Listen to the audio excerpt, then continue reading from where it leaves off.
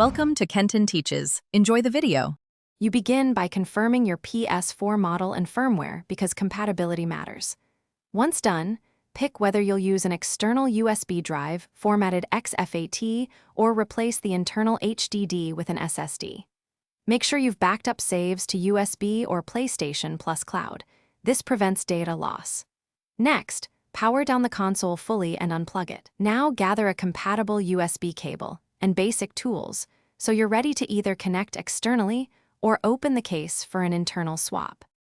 You now execute the main installation steps depending on your chosen path. If using external storage, format the drive to XFAT on your computer, plug it into the PS4, then go to Settings Devices USB storage to format as extended storage.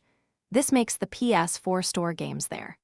If replacing the internal drive, remove the case, unscrew the drive cage, swap in the new SSD or HDD, and secure it. Make sure to install the PS4 system software via a USB installer if the internal drive was changed. You finish by powering the console and rebuilding the database to optimize file placement.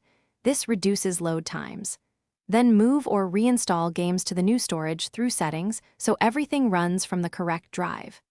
If the PS4 fails to recognize the device, make sure the drive is formatted XFAT, try a different USB cable or port, check the internal SATA connection, and power cycle the console.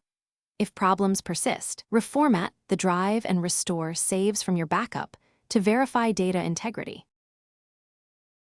Thanks for watching. Please subscribe if this video was helpful.